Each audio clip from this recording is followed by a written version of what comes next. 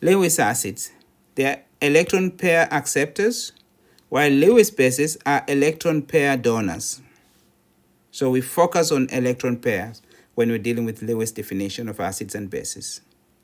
Lewis acids, they have a positive charge, or they have empty orbitals that can be occupied by electrons.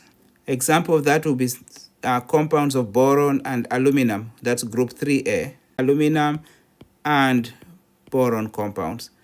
So for example, if you have something like BH3, the Lewis structure for that, you will see that you only have a total of 6 electrons.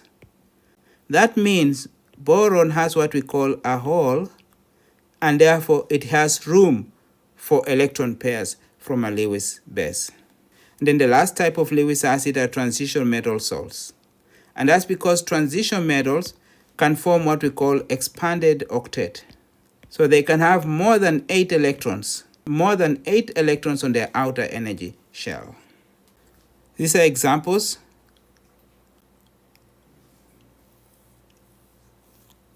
So we say that Lewis acids will accept electron pair, and the first type, they have a positive ion. Like here, the hydronium ion has a positive charge, but the problem with this is that the oxygen already has 8 electrons. There is no more room for electron pair, so that's not a Lewis acid. Same thing with protonated alcohol. It's not a Lewis acid because the oxygen here already has octet. But the H plus will accept electron pairs, so that's a Lewis acid.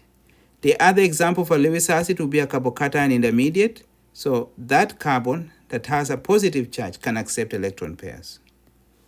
The second example was group 3 compounds. So like boron, this would BF3, BH3, BCl3, all group 3. Same thing with aluminum.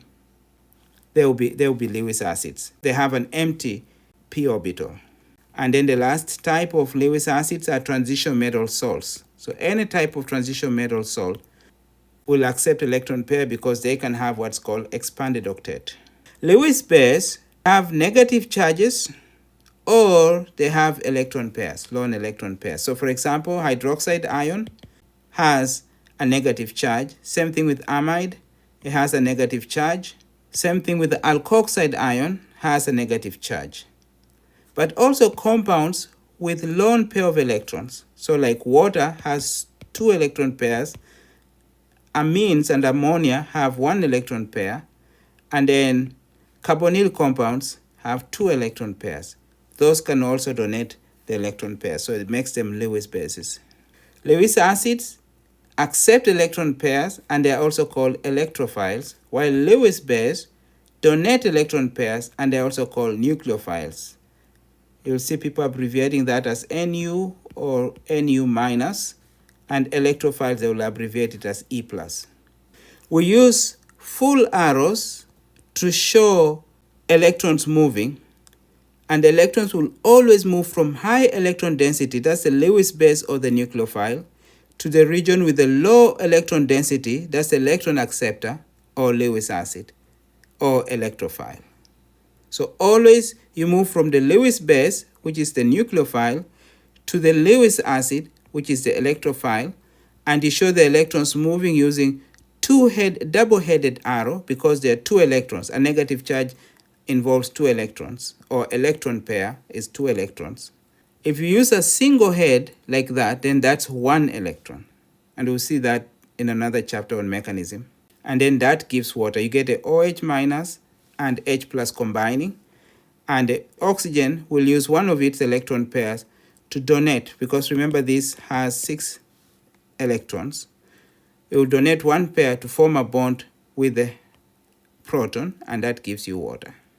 We can also have another example here where you have water using its electron pairs to connect with the proton, which was part of HCl, and then at the same time you break the HCl bond. So those 2 electrons flow to Cl to become Cl minus. And here you end up with water, but now it's protonated and it has used one of the electron pairs, so no electron pair, and because of that we put a formal positive charge, and that's why hydronium ion is written like that. It's because its structure is HO, and then there we only have one electron pair, and therefore you have a 4 mole positive charge on oxygen. Water can be a Bronsted acid, that means it can donate H+.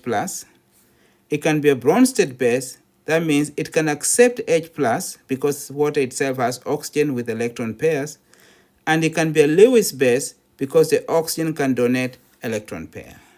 Thank you very much. That's the end. Please remember to subscribe and comment on the video.